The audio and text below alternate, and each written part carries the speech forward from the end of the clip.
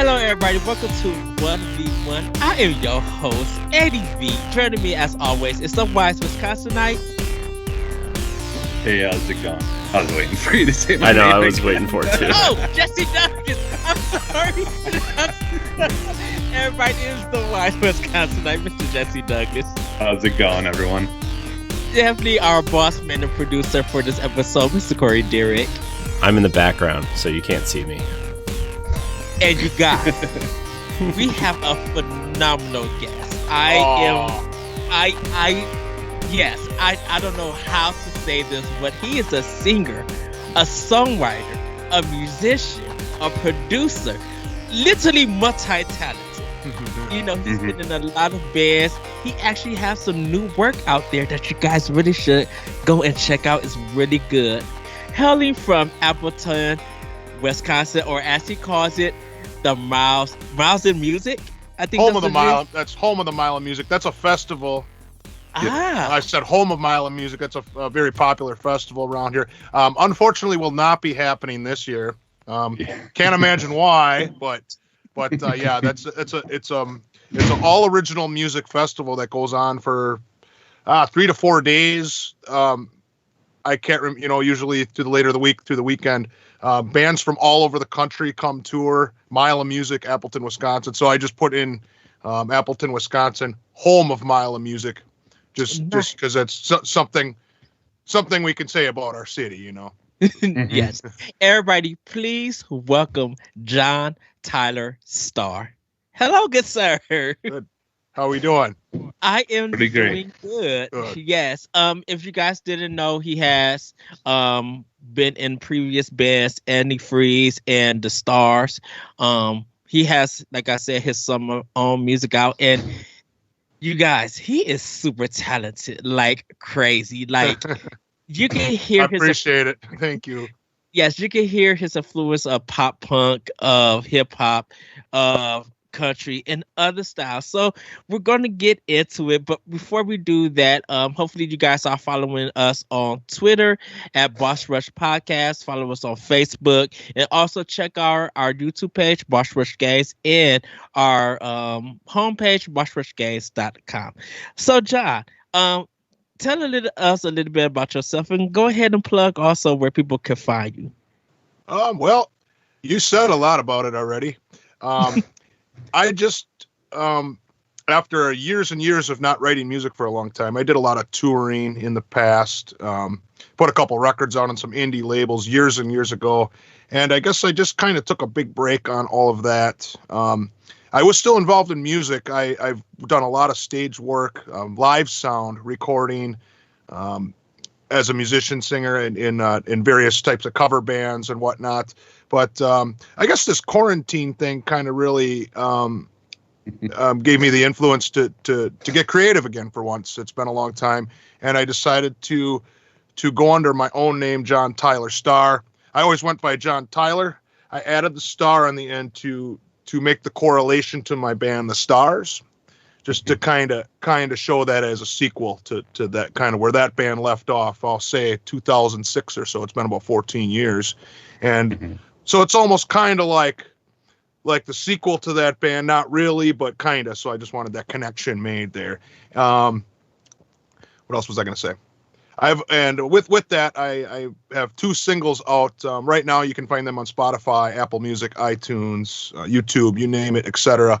Those songs are available for streaming, downloads, etc. I also just released a website, JohnTylerStarr.com, that is also available to check out pictures, music, etc.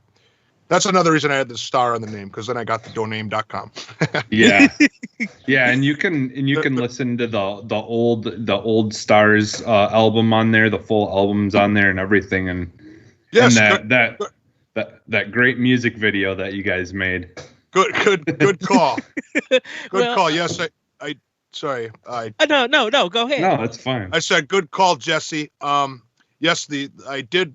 At least for now, I did put up the Stars album. It was called Silhouette. That was put out in 2005 or 2006, depending on. There was 2 different releases. Long story.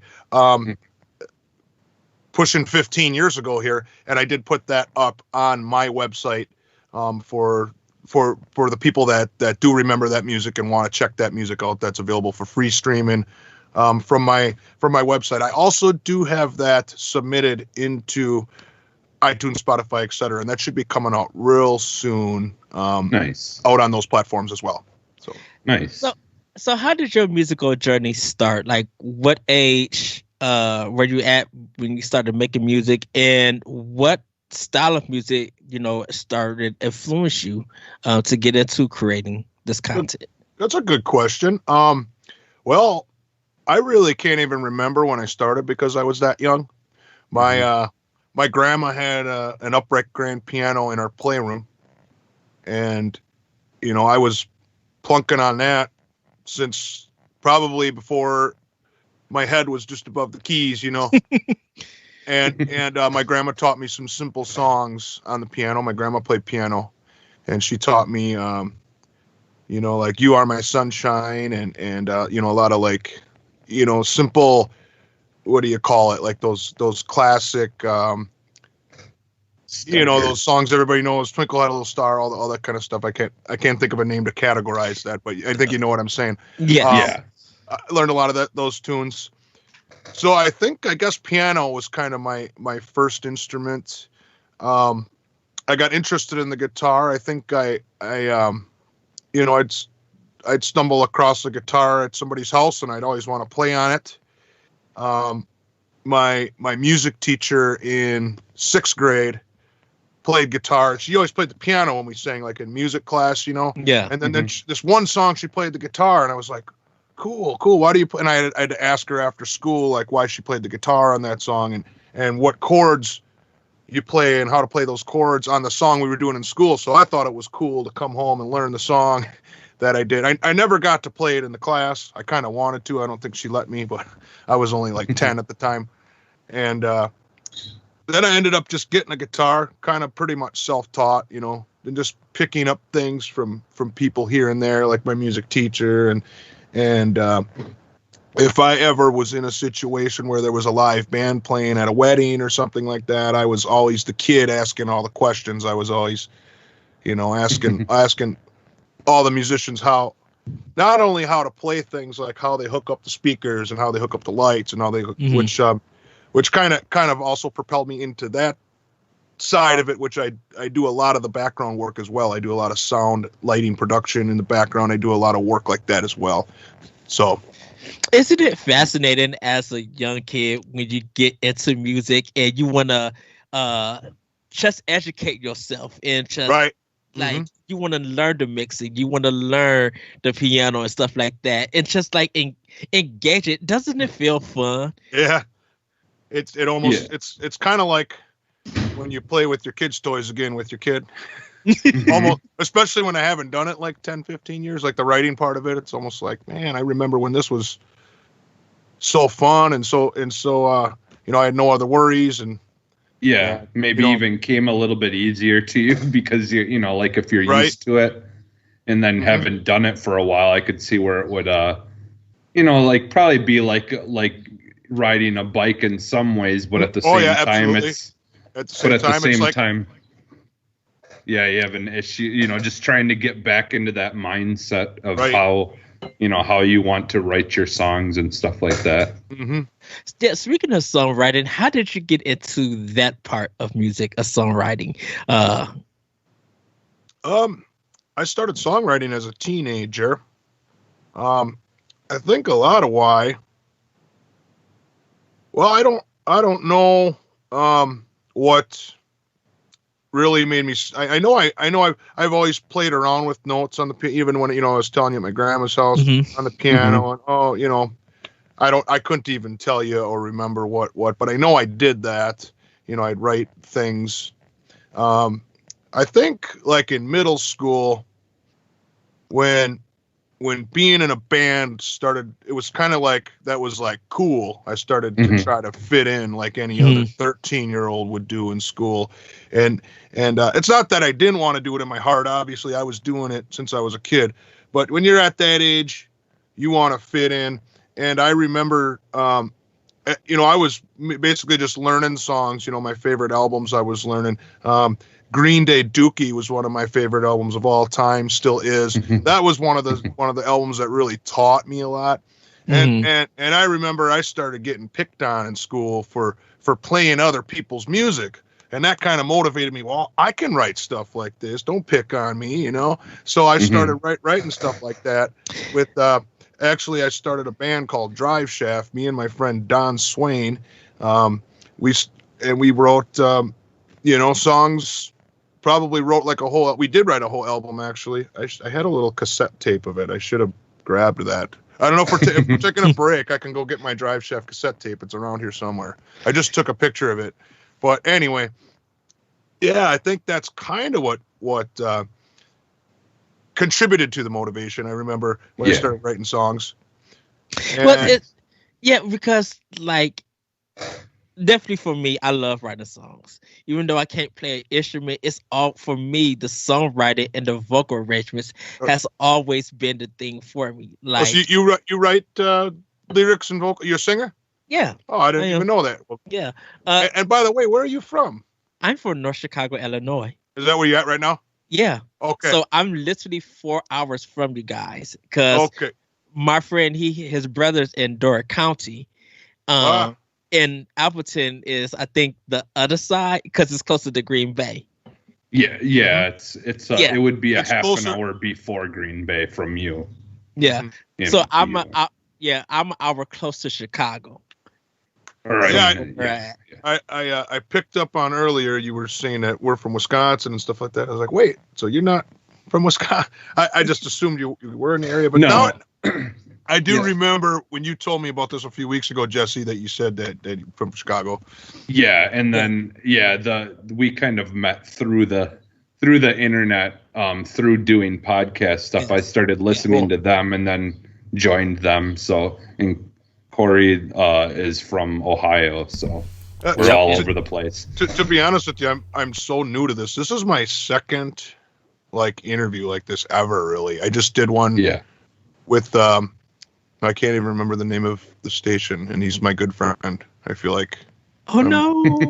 I should really give him a plug right here. I will. If we take a break, I will look that up and give my friend Andy a plug on CZR. I think it is. I just did Code Zero Radio. It's okay. Okay. I love that name. Code Zero Radio. Yeah. It finally came to me after 5 seconds. He's got a lot of good casts and whatnot on there. And I just did something similar to this with him a month ago. Right when my webpage came out. I had my webpage come out, and that was kind of like the release date. I planned around that podcast. And just a few short days after that, Jesse messaged me and asked me to do this one, and I thank you again, Jesse. Yeah, no problem. Yeah, we mostly talk about video games and stuff on most of our shows, but we kind of started we started this one just because we've gotten a lot of help, in a lot of ways from other people, and this is just kind of our way of giving back. So getting to introduce, people like you that we know or like or whatever, and just kind of and it gives us another outlet to be able to dig into some of our other likes besides games.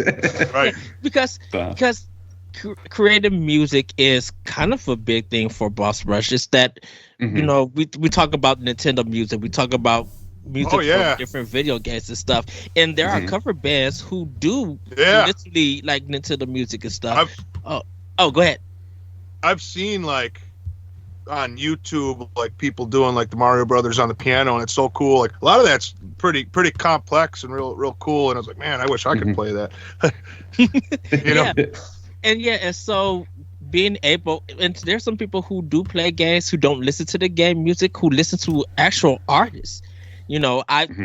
I tell Jesse this, sometimes when I'm playing the game or I feel like I'm writing this stuff, I would throw on a band or I'll throw on an artist and listen to their whole album. And while you're playing?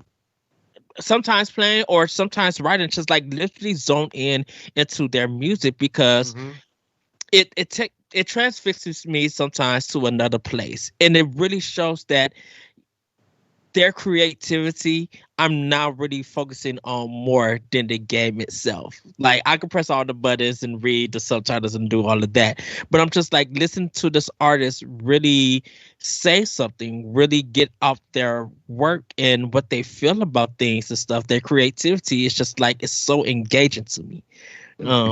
Like, and so that's why like hearing your album The Stars and hearing like just your new work and everything, I'm listening to it, and it sometimes make me feel like there was a time. So you listen to my Stars album while you're playing? Yeah, I told Jesse that I was. Does it ever mess you up? Actually, no, because like some of the ravers like some of the ravers me and Jesse was talking about, and I was just like, I love how he arranged stuff, and I love his vocal technique and everything on some things. Like you know, he could sing it, and sometimes if he feels like he wanna like scream it or growl it, he can. And I try. But you know what? To me, you do it so effortless. Right. And it's like I'm glad it comes off that way. Yeah. But a lot of people don't realize that sometimes when you're playing games, like there's a game called Sonic Heroes, and you would never think of that game having this pop punk soundtrack. But when you listen to it, you just be like, man, this was the time and place where pop punk was big, where it felt new, and regardless of what it is now, it still takes you somewhere. People are still listening to it, still jamming to it. Jesse knows that like some of the screaming rock, I love when the production is good, but sometimes the screaming can mess it up because just like, no, you were singing good. But that's my ear because I'm so used to the singing and the in the music and stuff. Yeah. Well, and I'm kind of that way too. Like a perfect example, there's a band called City and Color, and the head singer is in a screamo band, and it's, you know, like I think it's Alexis on Fire is his original band, but he's got such a phenomenal voice that it's like it almost feels wasted in some ways. You know, like sometimes with certain like screamo bands, if they can do the screaming, which I mean is very difficult to do, you know, from a technical standpoint, but yeah, just, you know, like things. I don't know. I'm more of a sucker for acoustic guitar stuff. Like I just like I'm one of those people that wish every single album that was ever released would have an acoustic version of it as well alongside it. But and I think that's part of why I liked the Stars is like you do, you know, in your stuff, you do have electric guitar in it, but you also kind of, yeah, which is why I think I was so drawn to it right away. Like when I had first heard you guys, a lot of that album, in fact, I could probably go out on a limb and say most to all of that album was written just on an acoustic guitar. You might have even been around. Me and Rick Starr were writing that. Yeah, and I know. Yeah, and I know you had done quite a few tours, I think, where it was just you doing it acoustically, hadn't you? Mm-hmm. Yep. Yeah, a few times. So actually, there's a recording of a Starr's acoustic show that Derek and myself did. Derek was the drummer of the Stars, but Derek also plays guitar, and we did a couple shows as a duo acoustic where it was acoustic, and he you know, so we've had two guitars going, and he did the backup vocals, and it was a real cool thing. I do have one recording of that's pretty decent, I think. Doesn't it make that like intimate? Like it's a whole different level when you do acoustic shows. Yep, it is. Like as you for a performer and a singer, does it make it easier for you to do that, or did you still get on stage nervous? Be like, I know this is stripped down and I don't got the whole band and stuff. There's yeses and nos to that. The biggest thing that makes it easier is loading equipment in and out. Yeah. You just come in with your guitar. You don't have to bring any amps and drums and anything else, So that makes it much easier. However, there's some things about an acoustic show. Like sometimes what I like to change the key of the song a little bit, and kind of adjust my singing so it's not so high. Like, I mean, sometimes it can be cool, but some of the higher screaming stuff just is a little too excessive when it's just a guitar, when there's not a band behind it. So I like to lower the key a little bit to kind of make the singing range a little lower and just kind of melt better with the guitar. And, which actually makes it easier on the vocals. But if you're used to playing it one way, then you got to play it in a different key. And you're not used to doing it. It's all a matter of if you're used to it, I guess, or not. If I was doing more acoustic shows, it'd probably be easier for me then. But I remember the few shows we did acoustically, we didn't do that many, and it was just out of nowhere. We were used to playing as a rock band, so it was kind of like, oh yeah, what do we do on this song again? Kind of had to stop and think about it for a minute and kind of roll with the changes live. Had you actually improv or like remixed a song while playing it like live? Be like, let me change this to see how it's definitely happened. I'm not so much that guy. I'm more of a planner, I like things done well, and sometimes things like that happen without control. Something and that's when it's fun, when it just happens, and then you just got to kind of roll with it and put a smile on your face and make the best of it. If an instrument breaks or I can't think of anything to talk about.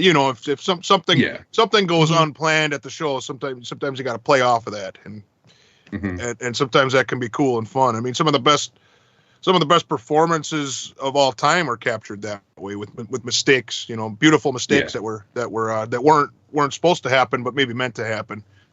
And the thing about it is the crowd doesn't know it. Only you know it. Not till the end, the artist discloses that if they decide to. You should never say nothing. Just be that's why you keep a smile on your face. And yes, one of the this is kind of I mean, it's still music, but I had went and seen the Book of Mormon at the PAC a while back, and one of the guys forgot his lines and just stood there and everything was quiet, and it was like one of the best parts of the show. Like the whole crowd, everyone laughed and they ate it up, and it was just it was funny. If you're usually people are usually coming there to see you, and if there's always kind of a if you've been doing it for a while, I feel like you can always kind of rely and remind yourself that these people are here for me. If I screw up a little bit, it's it's not going to make that big of a deal, So sometimes I'll forget a line or two in one of my songs, especially if it's something we hadn't done in a while. We just decide, hey, let's just play this song. Like second verse will come. Oh, how does it start? And I'll usually just go, I haven't played this song in a while. I'll just start singing my thoughts. I can't remember the words right here, and people usually get a kick out of that type of stuff. So just kind of play around with it instead of stopping and then a lot of times when you do that, you relax yourself, and it ends up coming to you anyways. The joke's over, it comes back, and then it ended up being a blooper, and it was funny rather than standing there and getting all stiff and that can just stress you up more, and then that comes off a little more tense too. Well, I want to know, how do you handle tours? Like, I've been to some band concerts and stuff, and I always wonder, I'm just like, how do they set everything up? How is there a format? You see people did on the stage, they got 10 songs that they're going to do, and sometimes they'll have cover. Like, how do you go about your touring schedule, or how you do? That's a great question. And that's a very universal question too. There's a lot of variations to that, and different levels of tours we were on. There were tours that I set up myself that we didn't know what to expect at these little venues that we didn't know if there was going to be 5 people there or 500 people there.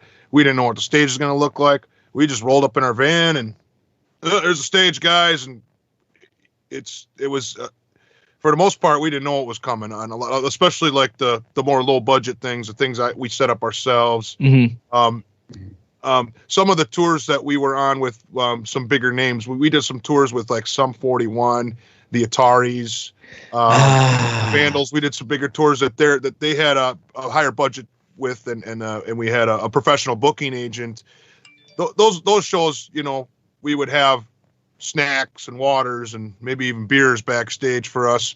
And we would get printed out itineraries on what time we have to be here, what time we got to load in, what time we got to sound check, and we got to follow those times to the watch, or people get upset about it. So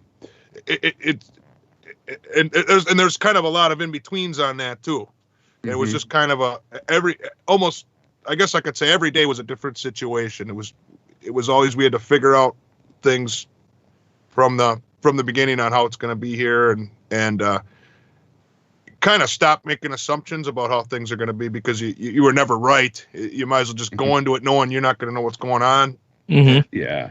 And if you're not cut out for that, then you're probably not cut out doing it. Yeah, if you don't mind, I me bringing up the names of the band that you used to be in and stuff, if people want to even check that out. Yeah, absolutely. You're talking about Antifreeze?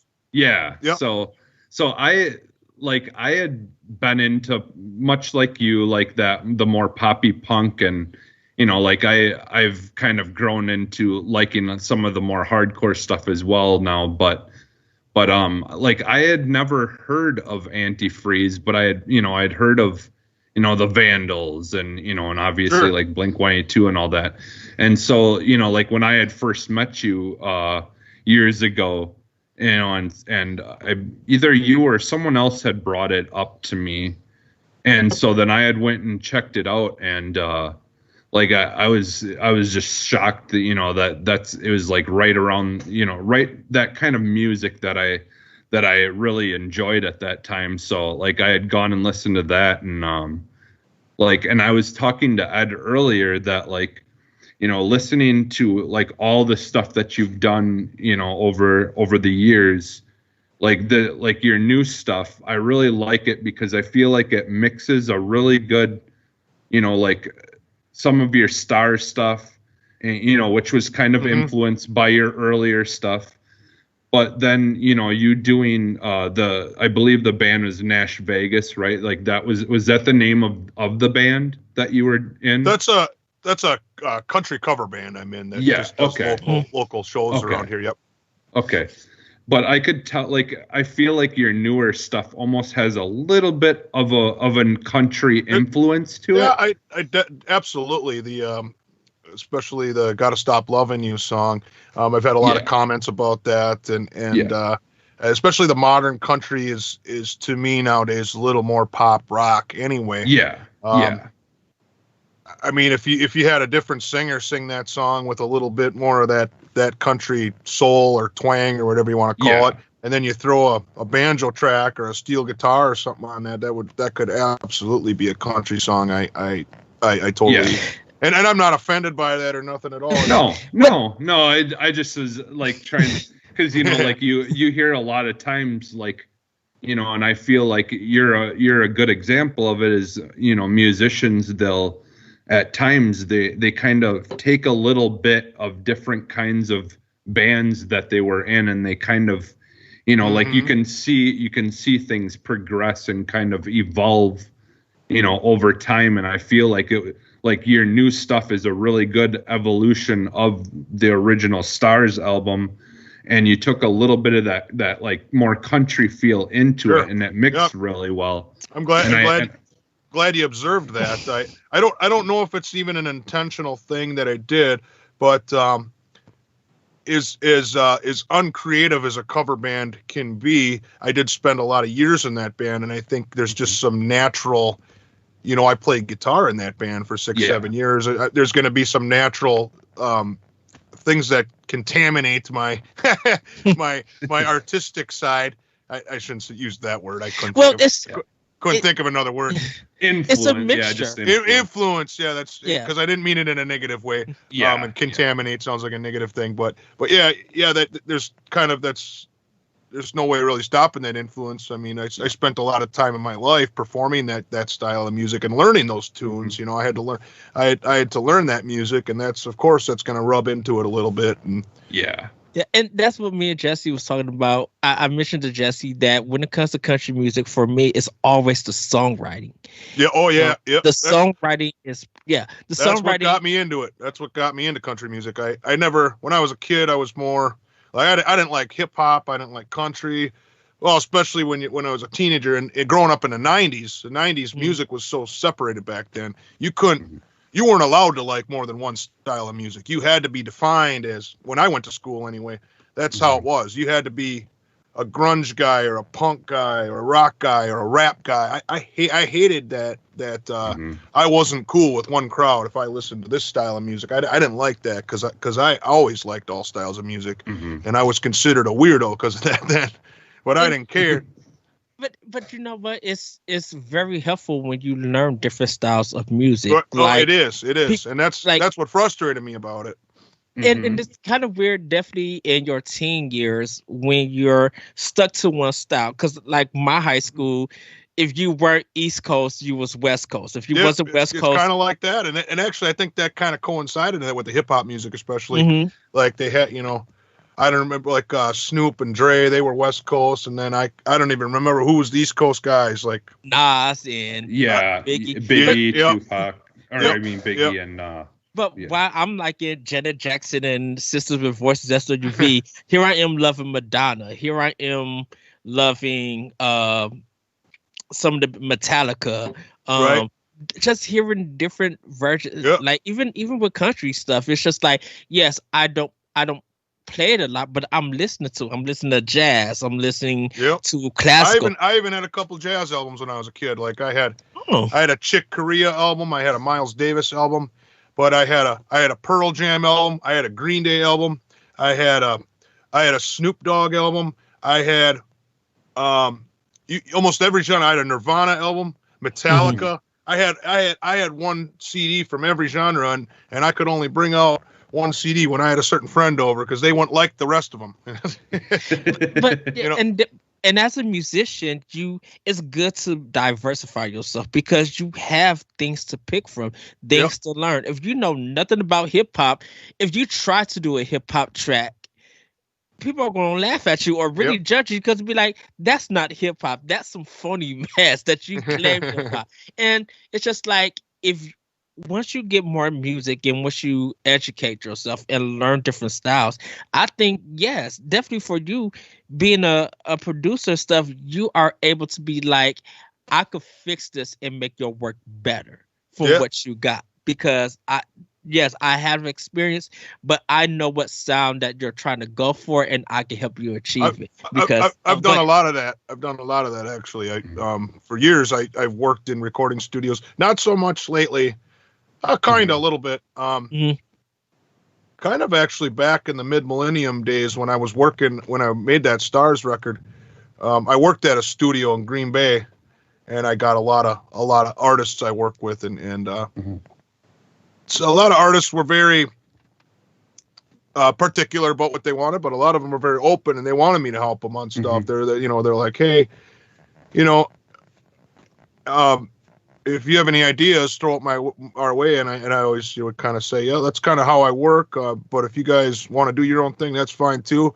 If something's really bothering me, I might let you know. But that doesn't mean you got to listen to me, and I'm not going to be offended if I'd always have to lay that out too. If something's really sticking out at me, I'm still gonna say something, but I don't want you to feel obligated to take my advice. This is you're paying for this. This is your project. This is your thing. Just to kind of. I'd always kind of throw that down there, especially if I didn't know the people, just to make them feel comfortable about me saying stuff and not think, a lot of these people, it was their first time coming to a studio too, so they didn't know what to think. And if this what's this guy think he is? Telling yeah. So I just wanted to lay it down that I'm just trying to help, and I'm just trying to throw things out there based on my experience and whatnot, and you can just take that or leave it, and I'm not going to be offended either which way. So, yeah, like one of the, I believe when we were hanging out one day, I'd brought up that I really liked this band that was also from Appleton called the Number One Fan. Yeah, and I love. Yeah, them. and didn't you actually help produce their album or something like that? Not so much, but that album was done at the studio I worked at, which was called Simple Studios. So I may had put my hand in very lightly on a couple things, but for the most part I didn't. That was the owner of the studio and my co-engineer that worked there as well as me. His name was Justin Perkins. Justin actually kept his career in production going, but he does mastering now. He's out of Milwaukee. I can give a plug right there. He runs the Mystery Room mastering, and actually he mastered those last 2 tracks I put out, the Gotta Stop Loving You and Side Girl, was mastered at Mystery Room. And that's that's actually how I found about the Starrs and found out about you, because the Mystery Room. No. Because I told Jesse about Number One Fan. Okay. I bought the album. So I had a thing at we have a place called Half Price Bookstore where you could get albums for like $2 or something. And it was just like my thing was I'm gonna look at a cover, see how many songs are in the back, and just buy it. And I happened to find their album there during one of my shopping trips, and I listened to it and fell in love. I'm like, this is the arrangements that I like. This is the stuff that I love to be playing. And then Jesse yes. And so Jesse just like, oh, you like that? Here's the Starrs. I'm listening to the Starrs. I'm just like, yes, this is it. This is the music that I like. like I love, because I appreciate that. You're welcome. It was like the melodies and the arrangements. I'm just like, these are the things, because you can play around with them vocally if you're a listener. Of course, you as a singer, you have your set arrangement, but I'm just like, you could do this, you could change this. While he's harmonizing, you could harmonize a third and change that. And it was just like, that's right. I love this. I literally stood up, like I said, I stayed up for 3 hours with Jesse at night talking about this album and talking about your work. I think that's what I loved about just the Starrs, and just definitely loving your work. I'm still listening to Antifreeze. I didn't get a chance to hear it all, but it was just. But Jesse told me that it was you and another lead singer, doing the songs. Yep, there was it was like a tag team style, like Blink 182. Mm-hmm. Yeah, like there's Mark and Tom. That's how Antifreeze was. It was me and a guy named Tim. We had a tag team style. We had our own songs, and that usually corresponded in who was the writer. There were a couple songs we did together. One we kind of, I guess more than one. There was a couple where we kind of both did some singing in, and then, but for the most part, we had our own song. We'd help each other with the songs, but it was kind of like each song was treated as, it was like 2 songwriters in one band. Yeah, because there was one song that you're singing and you're doing your own backing, and I didn't know that if he was doing any sort of backing with you at times, or you was just doing all the background vocals. That always varied song to song.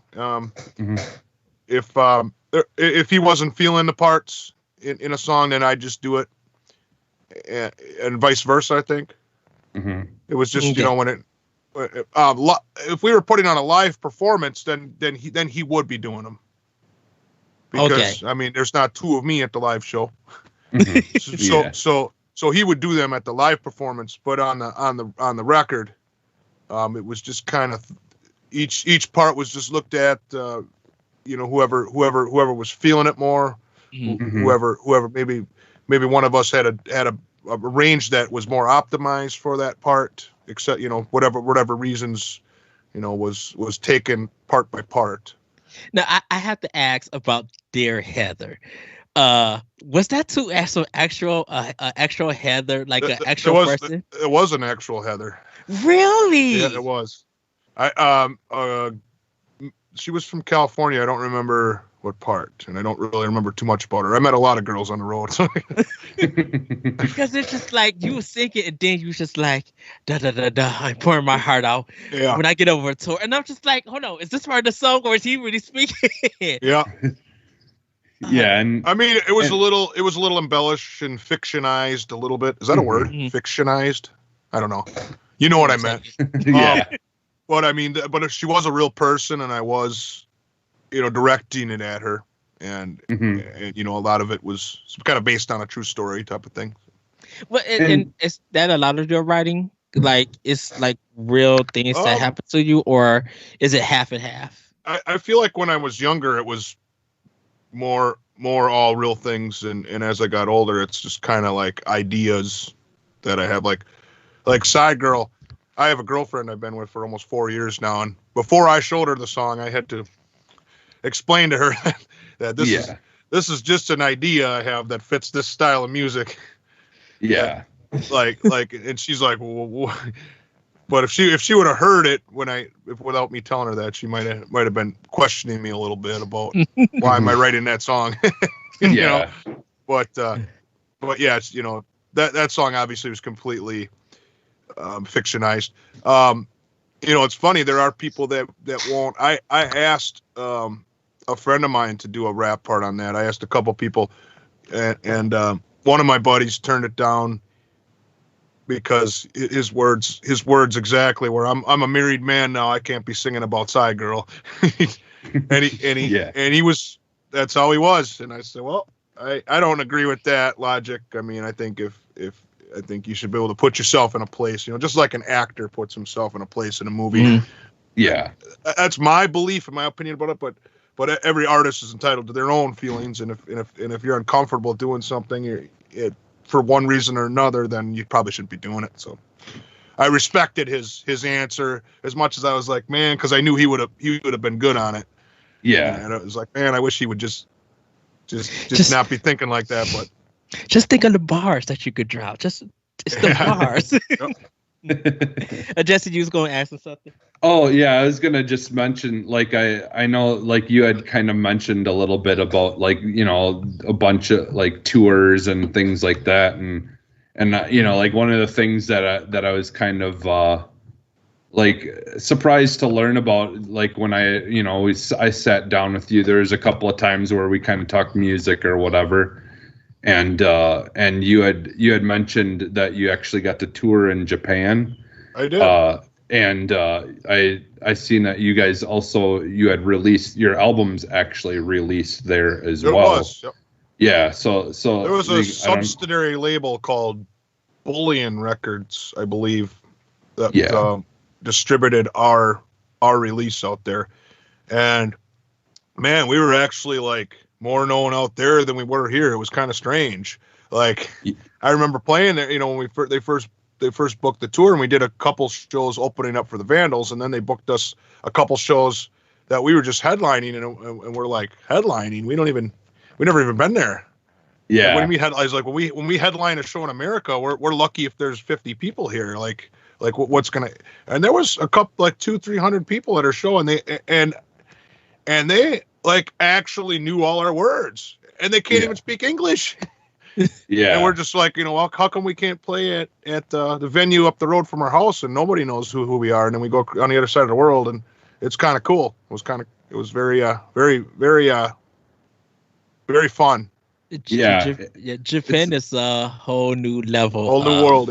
Yeah. When they like stuff there, they like it, like it. Yeah, the Starr's album, there's actually not very many copies. I think only like 500 copies or something like that. Not very many, but I had also distributed, not through the American label, through myself. I can't remember the name of that. It was a small label, but I did. They put out about 500 copies out there too with the Starrs. Oh. I never heard with the Starrs, never played out there.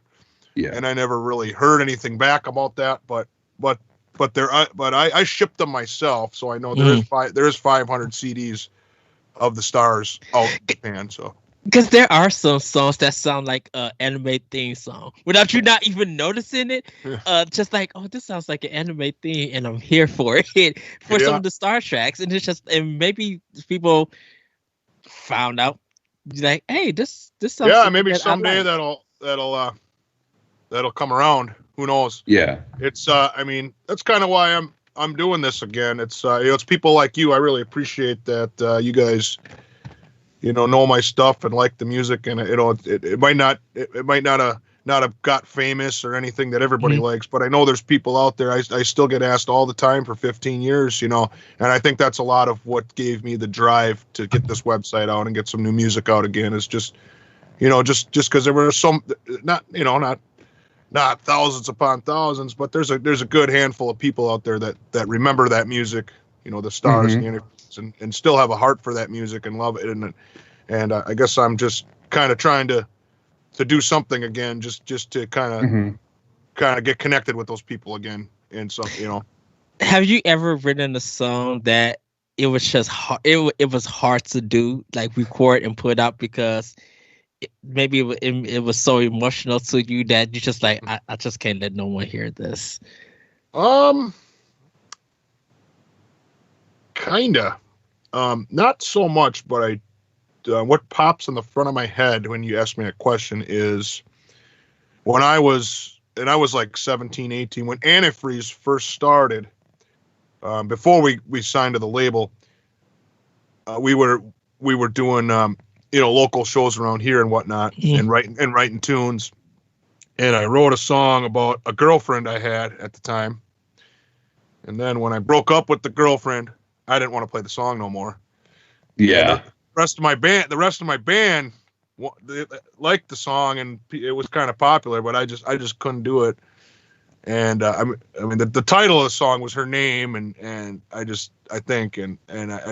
want to play it. That's the only time. Normally, I'm not like that. I mean, there's still songs I play and write that I did write about a certain girl. I think that's why I stopped putting names in songs.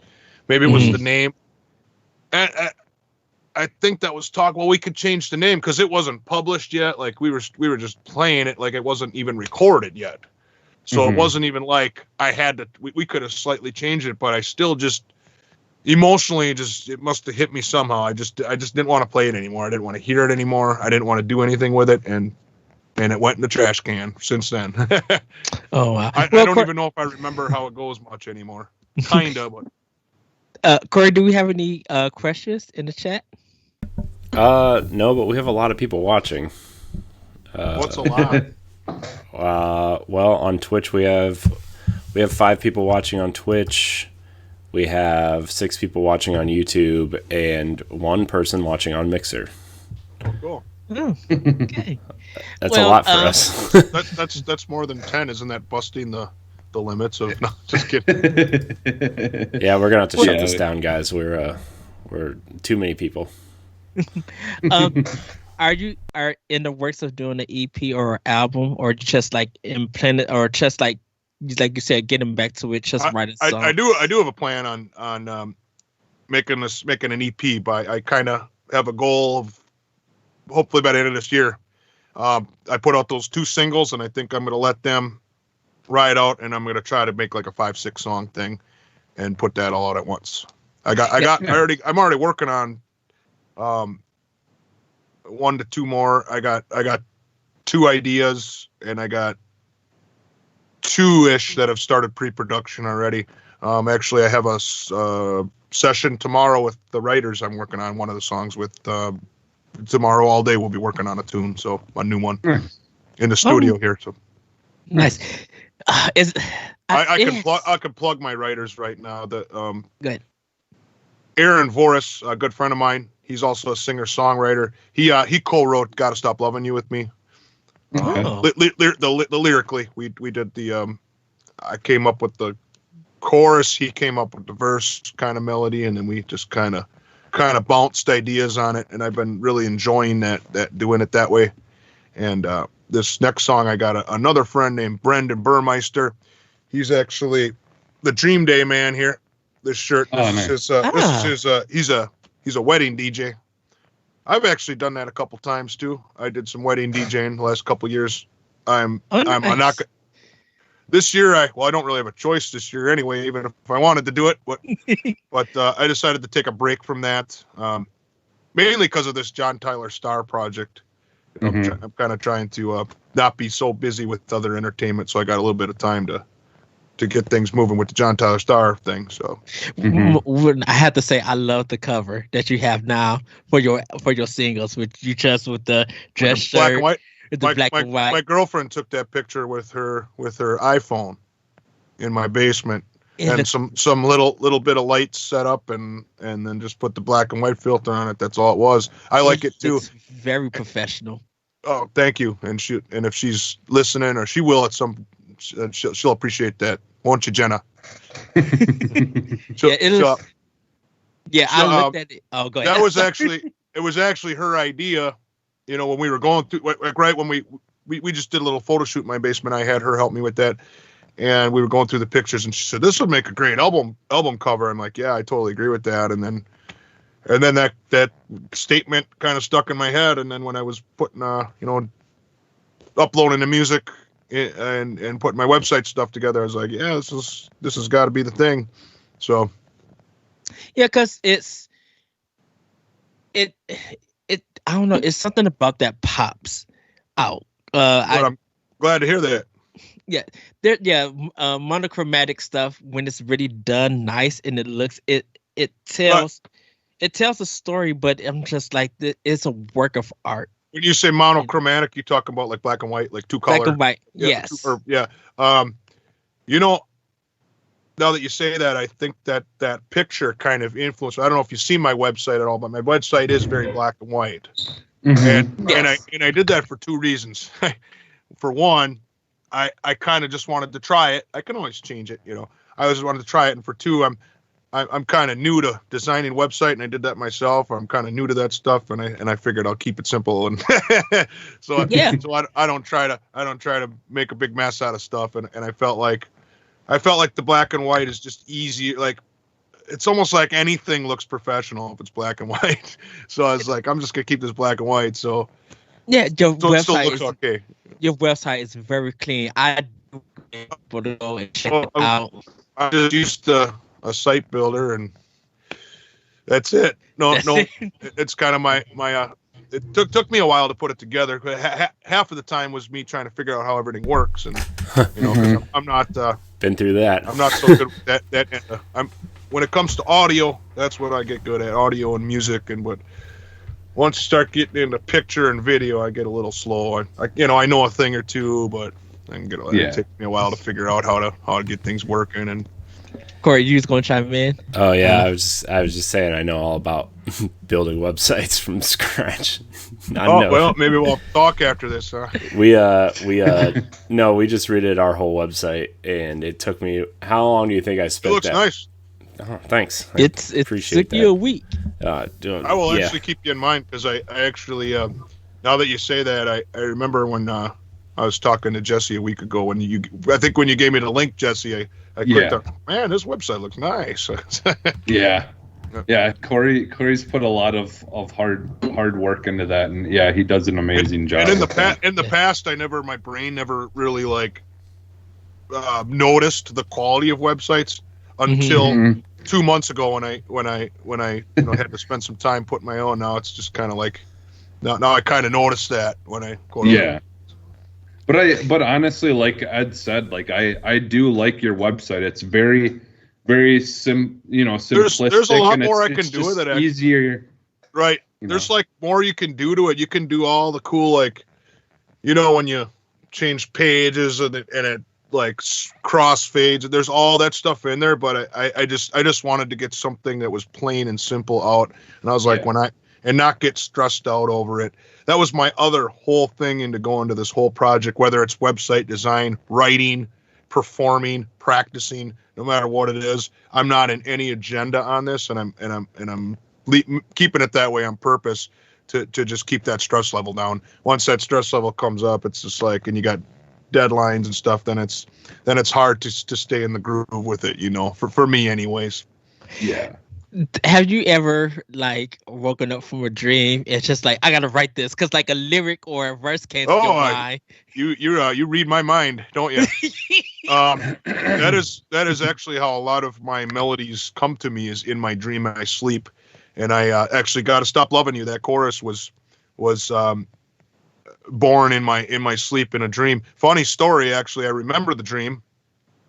I was at a person's house that I know, and I was at and it's I don't want to disclose the person. I wouldn't be hanging out with this person, but in my dream it was normal that I was hanging out with this person. But you know how that is, like in dreamland, things don't make sense. But in the moment it made sense.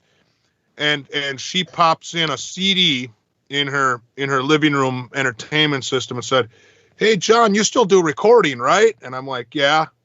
"Well, you should hear my neighbor's demo. My neighbor, she's a 17-year-old girl, and she's putting out this demo."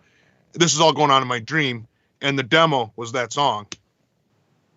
That's crazy. And I got up at like 7. You know, that hook, that chorus. I got up at like 7 in the morning, still half tired, and I had to go downstairs and grab the guitar and get those chords jotted down and put it in my phone memo, just so I wouldn't, because anytime. And I'll tell you something. In the last 10, 15 years, I've probably had that happen, probably almost 100 times, and I probably could have written 100 songs if I would have got up and done something about it. But I wasn't writing at the time, and I didn't care, so I just went right back to sleep. And I remembered when I got back up that I thought of a song, but the song was gone. So, so I got to get up and document it. There was a couple Starr songs I wrote that way too. Actually, Never Satisfied. I remember getting up at 5 in the morning. And I heard that beat and that little guitar ringing thing in my head. That's track 2 on the album. I remember having to get up at 5 in the morning.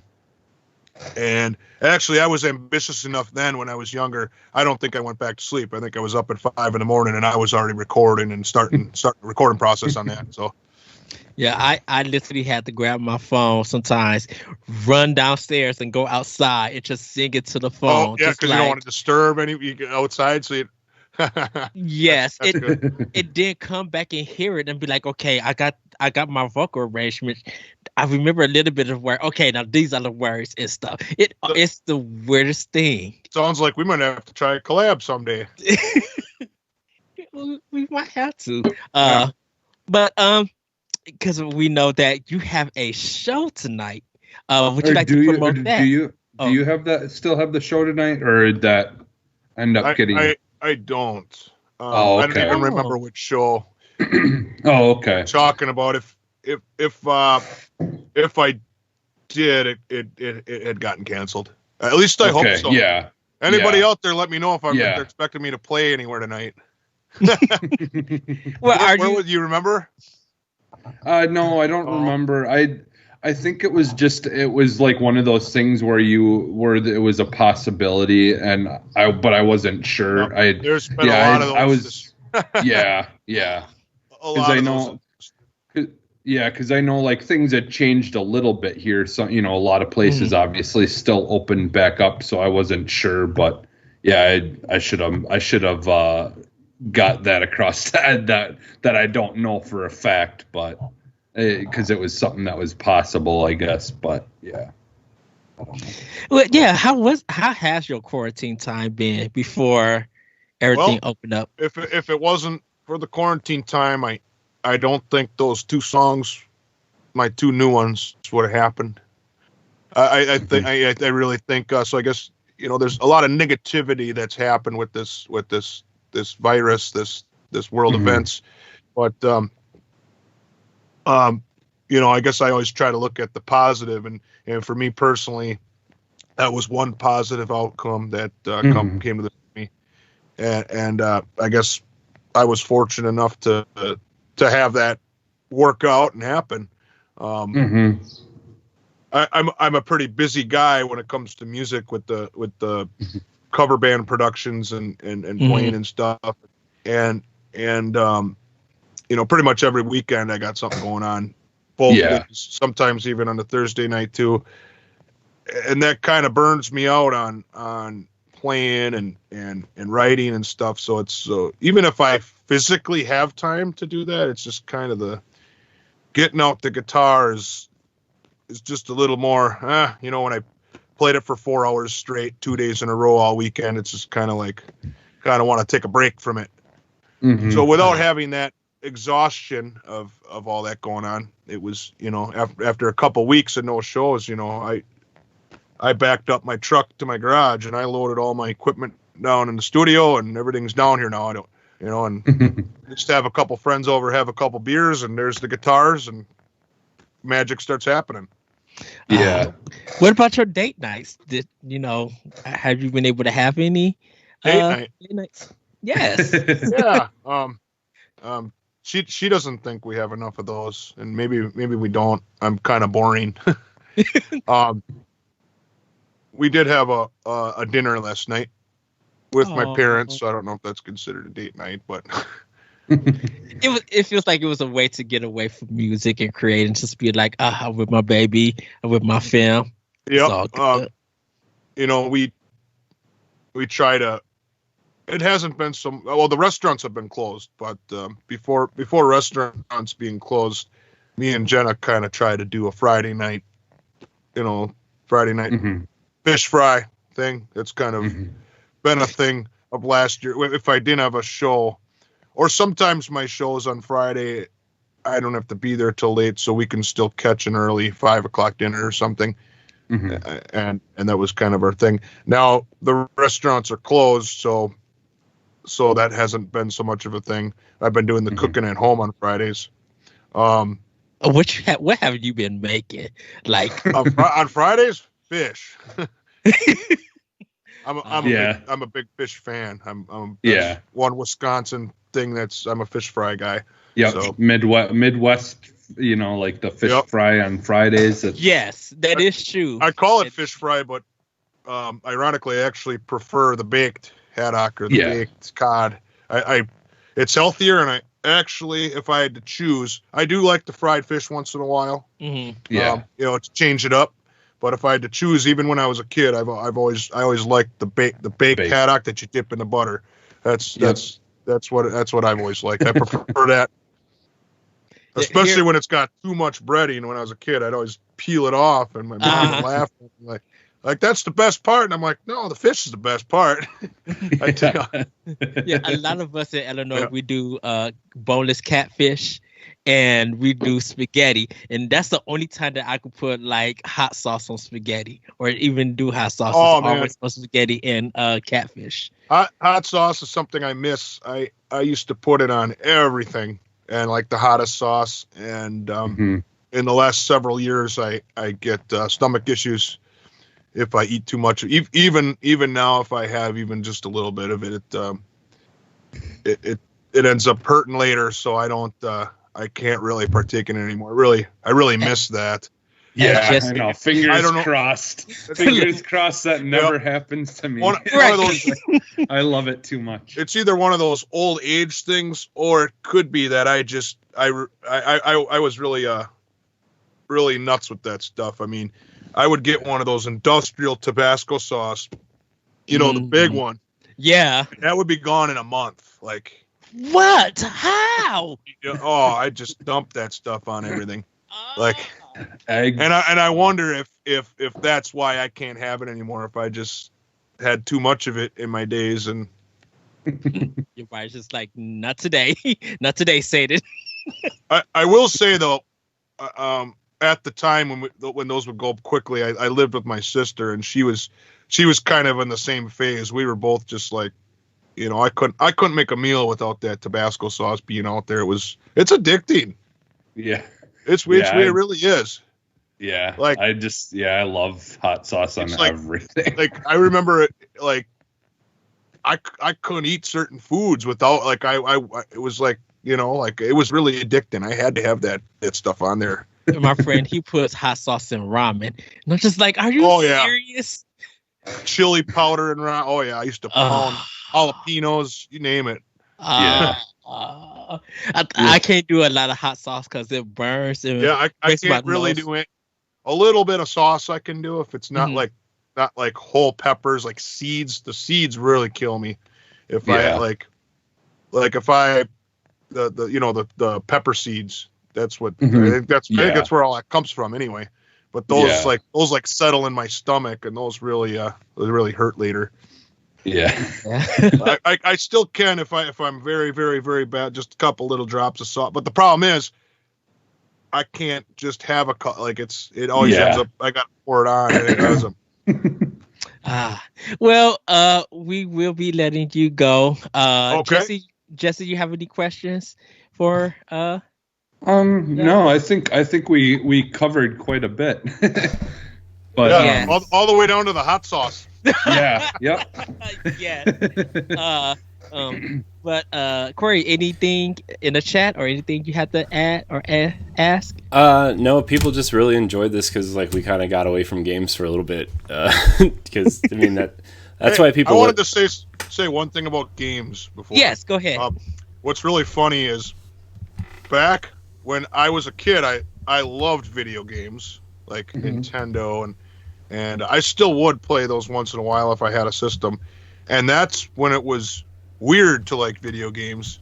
And then it became normal to like video games, and like it's kind of like I feel like I'm weird because I don't know video games and so I was always weird. I was weird when it was weird to be a gamer, and now I'm weird because I'm not a gamer. Which I just thought that was funny. Well, and definitely there has been music games for systems where you actually create music. I guess that doesn't surprise me. Well, right now the biggest one is Rocksmith. Are you talking about like you remember Mario Paint? Yeah. Like there was a part in Mario Paint I remember you could make songs. Yeah. I was like, man, this is like a recording program back then. Like, because back then you didn't have computers and any software that would do anything like that. That was actually pretty intense back then. That was pretty cool. I remember thinking that. Yeah. And Corey, what were you saying? I was just saying like Ubisoft makes a guitar, like they teach you how to play the guitar, and it's called Rocksmith, and they actually. Yeah. It came out in 2014, and they actually just wrapped up all of their teaching tools last fall, I think. So, you actually plug a real guitar into the console, and then you actually have to play the music. And can't you like produce or make music in it? I don't know. See, I've never played it, so I don't know. But apparently, it's a pretty basic guitar teaching tool, but it's pretty accessible because you can plug in any guitar as long as you have a USB dongle to it, and it teaches you how to play real songs, so it's pretty interesting. But yet once again, the way technology's going, not surprising at all. Because Cord got some things with Nintendo. Like they have some stuff on their 3DS, and definitely now with Switch being popular. Even in Animal Crossing, you mentioned Mario Party. Animal Crossing, which is a big thing now on Switch, has that kind of music functionality. So people have been making like Lady Gaga songs or Ariana Grande songs. And it's just like awesome. It's amazing to hear all of that, and everything. And one of my favorite games is that I always bring up every single time we talk about music. There's a game called Rhyme, and like now, what's amazing is a lot of soundtracks for games you can actually listen to on Spotify and stuff, and the soundtrack for Rhyme, like the game itself, like you're playing, but there is no narrative, there's no voice, there's no nothing, and Dave who did all the music for that game, like it's the music in a lot of games that actually makes the story get told, and you feel how the story's being told. And so that's why, as a lover of music, why I have it's just one of the big reasons why I still love games today is it's very music driven, a lot of games. And it's amazing how they can tell the story without no words, no nothing. It's just the music.